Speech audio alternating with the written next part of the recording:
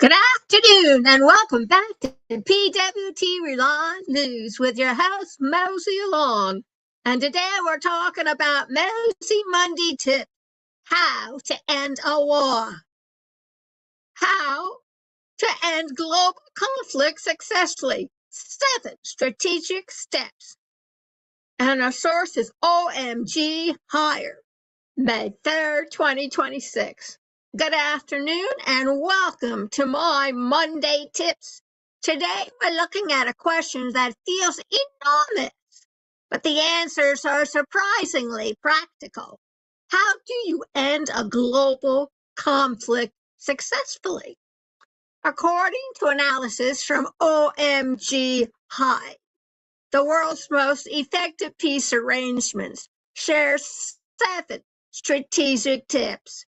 But they're the difference between a ceasefire that collapses and a peace that lasts. Let's walk through them, shall we? Off our hips at a time. 1. Establish a clear ceasefire framework. Ending violence begins with clarity. A ceasefire ain't just stop shooting. It requires defined boundaries, verification mechanisms, and consequences for violations.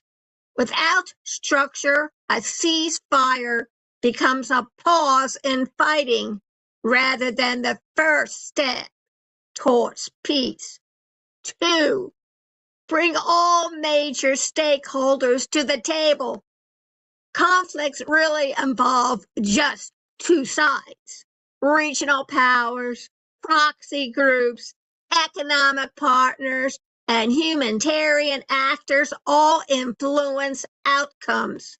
Successful peace efforts identify every stakeholder who can make or break an agreement and ensure they're part of the negotiation process. 3. Address root causes, not just symptoms. A conflict may appear to be about territory or political control, but deeper issues often drive the violence. Economic inequality, ethnic tensions, historical grievances, or resource scarcity. Peace lasts only when negotiators confront the underlying causes rather than patching it over the surface like they do to our roads all the time. 4. Build trust through verified commitments. Trust doesn't appear overnight, folks. It's built through small, verifiable steps. Prisoner exchanges, humanitarian care corridors, demilitarized zones, or third-party monitoring. Each fulfilled commitment strengthens the foundation for larger agreements. 5. Create a roadmap for political transition. Long-term peace requires a political plan that may include elections, constitutional reforms, power-sharing agreements, or transitional governments. Without a roadmap, the vacuum left after fighting stops can trigger new instability. 6.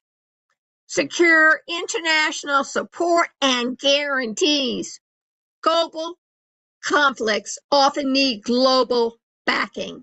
International organizations, neighboring states, and major powers can provide peacekeeping forces, economic aid, or diplomatic guarantees. Their involvement helps stabilize fragile agreements and deter spoilers. 7. Priorities reconstruction and reconciliation. Ending a war is not the same as healing from one. Reconstruction, physical, economic, and social, is essential. Communities need infrastructure jobs, and justice mechanisms. Reconciliation programs help rebuild trust between groups who have lived through trauma and division. The bottom line is this: ending a global conflict isn't about one dramatic moment. It's about a sequence of deliberate, coordinated steps, each one reinforcing the next. Peace is built through structure, inclusion, honesty, and long-term commitment. And as the article reminds us, successful peace is never accidental. It's engineered. This has been Mosey, me, Along's Monday Tips. Go over and visit our website, pwtrelynews.kinsta, KINSTA.cloud, CLOUD, and keep aware, keep abreast, and be mindful. It's real easy to start a war. It takes a lot more effort, cowboys and cowgirls, to end it for everyone's satisfaction.